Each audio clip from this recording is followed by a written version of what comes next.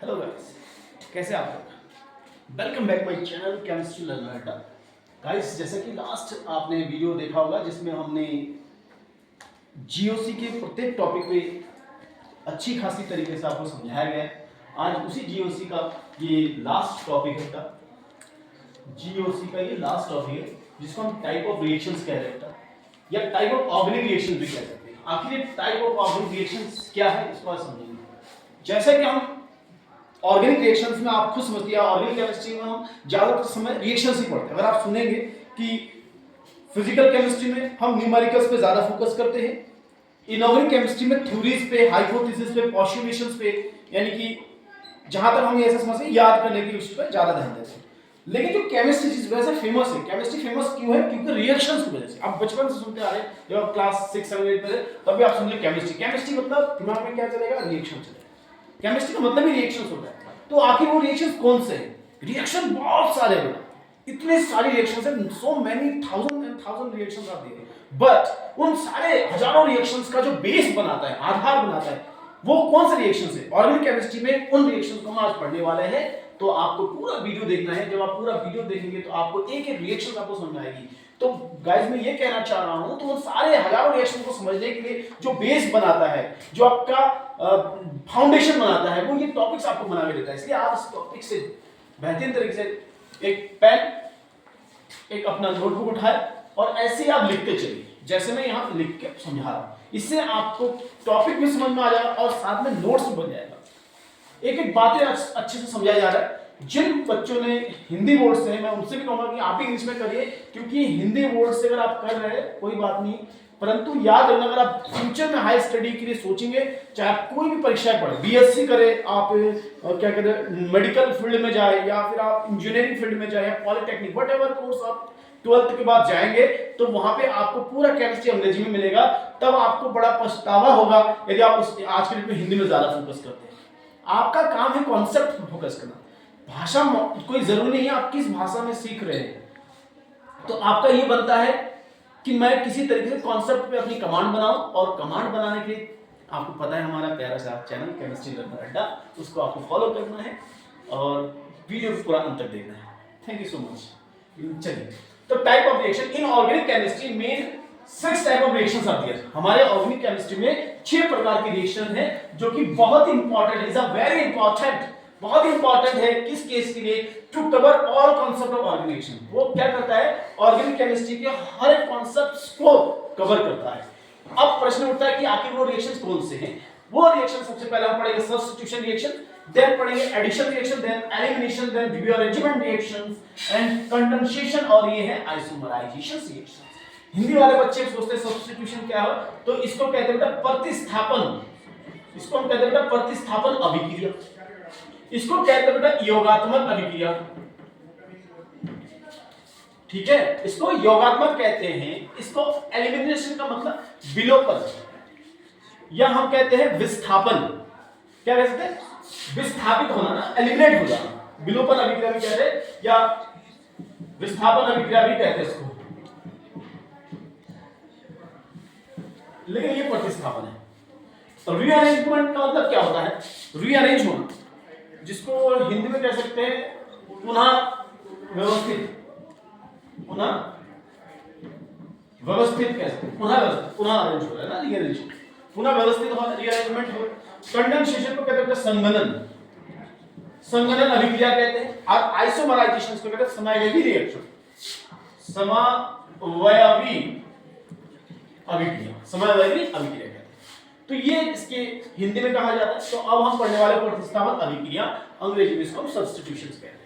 Substitution, ठीक है। प्रतिस्थापन का मतलब सिंपल सा कॉन्सेप्ट आप ये देखिए, जिस क्लास में आप बैठे होंगे, जिस घर में आप बैठे होंगे, आपने महसूस किया होगा घर वही है पर लोग बदल रहे हैं। आप मान लेते हैं आप कक्षा 11वीं में पढ़े, और कोई बच्चा क्लास 11 का अगर बच्चा ये वीडियो देख रहा है, तो मान लीजिए कोई कक्षा 11 का कोई बच्चा बैठा हो, तो आप सोचिए जिस बेंच पे, जिस कक्षा में आप बैठे, क्या पहले कोई और नहीं बैठा? क्या आपके बाद कोई और नहीं बैठे? ऑब्वियस सी बात है, यहाँ पे जो आज के डेट में 12th में होगा, वो 11वीं वाला स्टूडेंट यहाँ बैठा होगा। आपने क्या करा? आपने उसको प्रतिस्थापित कर दिया। आप आए, बोला तुम जाओ, माने ये जगह में पहले 12वीं वाले बैठे जो कि पहले 11वीं कहा जाता था। अब कोई स्टूडेंट जैसे मान लेते हैं मेरे पास दो स्टूडेंट है, एक स्टूडेंट का नाम है मान लीजिए गंभीर है मेरे पास, और एक स्टूडेंट मान लीजिए मेरे पास भरत है। दो विद्यार्थी है, ये मैंने रैंडम ले लिया, कोई ये समझना मेरे पास गंभीर नाम का कोई विद्यार्थी है, ऐसा कोई मेरे पास गंभीर नाम का स्टूडेंट नहीं है, ये एक एग्जांपल के तौर पे है, ठीक है। अगर कोई इसको अन्यथा ना चलिए, मैं ये कहता हूं ये जो गंभीर है ये 10 मान लीजिए 11वीं पढ़ता है, ये 12वीं पढ़ता है, और ये एक स्कूल है, ये क्या है एक स्कूल है।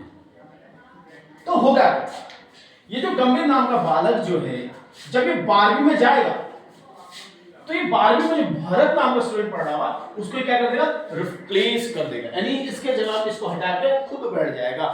सिंपल कॉन्सेप्ट है। प्रतिस्थापन का मतलब होता है कि आपके जगह में या किसी भी जगह में उसको हटाकर कोई दूसरा आगे बैठ जाए, उसको हटाकर कोई दूसरा आगे बैठेगा। पर केमिस्ट्री में हम इसको ऐसा नहीं लिखेंगे जो मैंने समझी, तो समझाने के पॉइंट ऑफ व्यू बताया, तो इसको क्या कहेंगे बेटा, देखो बहुत सिंपल सा डेफिनेशन है। और मैं ये मानता हूं ऑर्गेनिक केमिस्ट्री, ऑर्गेनिक जो केमिस्ट्री है वो डेफिनेशन का मोहताज नहीं होता है। तो किसके मोहताज होते हैं, वो आपके रिएक्शंस पे कमांड के मोहताज होते हैं। आपको रिएक्शंस पे फोकस करनी पड़ेगी, रिएक्शंस में कौन सा बॉन्ड टूट रहा है, क्यों टूट रहा है, टूट के वो क्या अवस्था बनी रहती है, फिर उसमें अन्य चीजें कैसे जुड़ी होती है। माने आपको कॉन्सेप्ट पे फोकस करना है, रिएक्शंस को कमांड बनानी है। जैसे अगर कोई बच्चा कहता है मैं गणित में बहुत होशियार हूं और मैं एक बार झूठ बोल रहा है, कोई स्टूडेंट कहता है मैं गणित में मेरे 99 नंबर आए हैं और मैं बस एक बार पढ़ के आया, तो मैं सच बता रहा हूं वो झूठ बोल रहा है, इट्स माय गारंटी।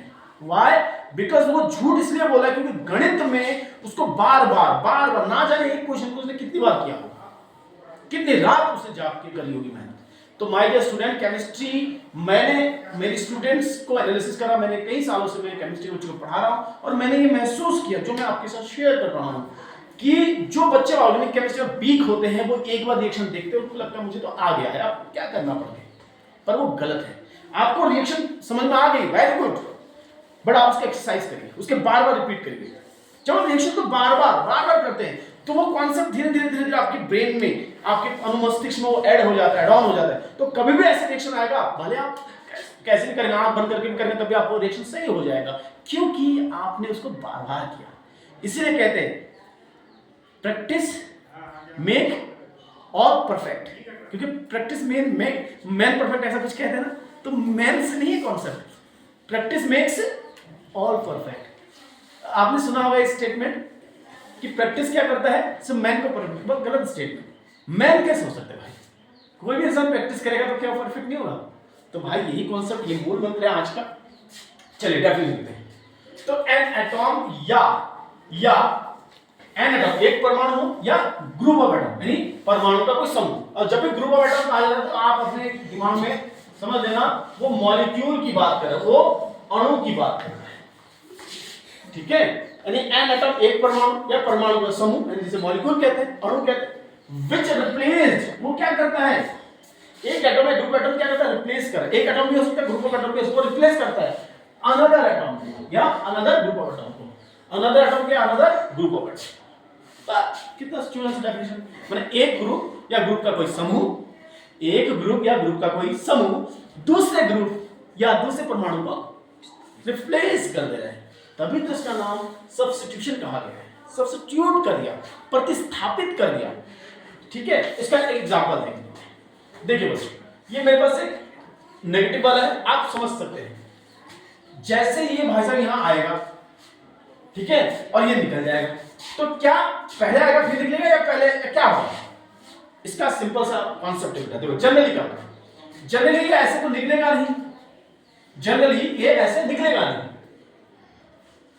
तो प्रतिस्थापन कैसे होगा, मतलब जब ये आएगा, तो जब ये आएगा तो ये फिर इसको निकाल देगा, तो ये जैसे निकलेगा और ये आगे जुड़ जाएगा। इससे क्या बनेगा बेटा, ये आपका बन जाएगा CH3 CHOH। आप इस रिएक्शन को पढ़ लें, जो कक्षा 11 का विद्यार्थी देख रहा होगा, तो मेरे प्यारे बच्चों इस वीडियो को अच्छे से देख लो, क्योंकि ये क्लास 12th का SN1 और SN2 रिएक्शन, जो कि ऑर्गेनिक केमिस्ट्री का 12th का चैप्टर है, हेलो एल्केन हेलो एरिन्स में बहुत ज्यादा 12th में पूछा जाता है। स्टेट बोर्ड में, कंपटीशन में आता है, पर बोर्ड की बात कर रहा हूं। तो ये सेम इसी से आता है। ये वाला कॉन्सेप्ट अगर वहां पे, क्योंकि जब कोई बच्चा ये वीडियो नहीं देख रहा है, ये चैप्टर नहीं पढ़ा हुआ अपनी क्लास में, वो जब 12th में जाएगा, जब उसको SN1 SN2 समझा जाएगा, वो नहीं समझेगा। क्यों? क्योंकि उसने ये नहीं पढ़ा। अच्छा तो सर इससे वो कैसे लेंगे? आज ही आप पढ़ लो, आज ही बता होता है क्या? ये हो गया। यहाँ पे आप देखो CL नेगेटिव, ऐसा लिखोगे नहीं लिखोगे? यहाँ पे अगर आप ध्यान से देखोगे, यहाँ पे अगर आप ध्यान से देखोगे तो आपने क्या बोला? Here CL negative is replaced by OH negative, यही तो है। यहाँ पे Cl रिप्लेस हुआ किसके द्वारा? OH के द्वारा, तब इसका सब्स्टिट्यूशन कहा जाता है। तब इसको क्या कहा गया? सब्स्टिट्यूशन। इसका सिंपल सा एक थोड़ा सा मैकेनिज्म देखेंगे। देखो बेटा, ये जो OH है, ये OH को मैं क्या कहूंगा बेटा? न्यूक्लियोफाइल कहूंगा। याद करिए वो दिन जिस दिन हम पढ़ाई करते थे न्यूक्लियोफाइल, आपने कहा था सर न्यूक्लियोफाइल वे एटॉम या ग्रुप ऑफ एटॉम है जिनके पास इलेक्ट्रॉन ज्यादा होती है, लोन पे इलेक्ट्रॉन होता है और वो डोनेट कर सकते हैं। तो ये क्या है या नहीं? राइट, इसे हम क्या कहते हैं? न्यूक्लियर। तो न्यूक्लियोफाइल आके सेंटर पे अटैक करता है, न्यूक्लियोफिलिक सेंटर। कैसे? जैसे बालक जाएगा, मतलब बालक कह रहा हूं क्लोरीन को, एक बालक जैसे जाएगा क्लोरीन जैसे जाएगा, तो यहां पे क्या बनेगा बेटा? पॉजिटिव चार्ज बनेगा और ये नेगेटिव यहां अटैक कर देगा। तो यहां पे Cl नेगेटिव जो है इसे हम Lg कहते हैं। Lg मतलब जो आपके घर की टीवी वॉशिंग मशीन की बात नहीं हो रहा है। Lg का मतलब होता है बेटा लिविंग ग्रुप। क्या बेटा? Leaving group. अब लिविंग ग्रुप क्या होता है? लिविंग ग्रुप जो निकलने वाला समूह। लिविंग ग्रुप मतलब जो निकलने वाला समूह। बात समझ रहे हैं? थोड़ा सा इसका मैकेनिज्म देखेंगे। क्या देखेंगे बेटा? थोड़ा सा इसका मैकेनिज्म देखेंगे। इसका मैकेनिज्म क्या है? हम इसका मैकेनिज्म समझिए। देखिए, मान लीजिए मेरे पास एक ग्रुप है, मान लीजिए ग्रुप इसी को ले लूंगा, मान लीजिए कार्बन है बेटा, यहाँ पे क्या है? Cl है, ठीक है। मान लीजिए यहाँ पे है आपका H है, यहाँ पे क्या है बेटा? CH3 है और यहाँ पे क्या है बेटा? CH3। ऐसा है या नहीं? सोचो, ऐसा ही तो है। इसको मैंने ऐसे लिखा। अब आपके पास क्या न्यूक्लियोफाइल OH नेगेटिव, क्या OH इधर सामने से आएगा? नहीं, क्योंकि जहां से कोई चीज निकल रहा है, जहां से कोई चीज निकल रहा है वहां क्या दोबारा नहीं समझ रहे मेरी बात? ये Cl निकलने वाला है, तुम यहीं से डाल सकते हो क्या? सेम सोचिए यार, सुबह आप जाते हो वॉश नहीं, ये बात हम वीडियो खराब। आप समझ रहे होंगे मैं क्या कहना चाह रहा हूं कि ये निकलने वाला group that was leaving group, और ये OH क्या है? Incoming group. ये क्या है बेटा? इनकमिंग मतलब आने वाला समूह, इनकमिंग ग्रुप हो गया। कौन सा? OH negative. तो ये क्या करेगा? क्या यहां से अटैक करेगा या बैक साइड से अटैक करेगा? बैक साइड से, क्योंकि जहां से इनका हॉस्पिटल आएगा तो होगा क्या? एक समय ऐसा आएगा, ये हमारा कार्बन है, ऐसे ये हमारा कार्बन है, यहाँ पे Cl हो जाएगा, यहाँ पे हमारा OH हो जाएगा, यहाँ पे मेरा H है, यहाँ पे मान लो मेरा CH3 है और यहाँ पे मेरा इसको कहते हैं बेटा इंटरमीडिएट। क्या कहते हैं बेटा? और इंटरमीडिएट मैंने आपको पढ़ाया था 2 दिन पहले। इंटरमीडिएट वे अवस्था जो ना कि रिएक्टेंट होता है, जो ना कि प्रोडक्ट। क्या ये प्रोडक्ट है, क्या ये रिएक्टेंट नहीं? ये इंटरबीट की अवस्था यार, क्योंकि यहाँ पे देखो इसको ना बेटा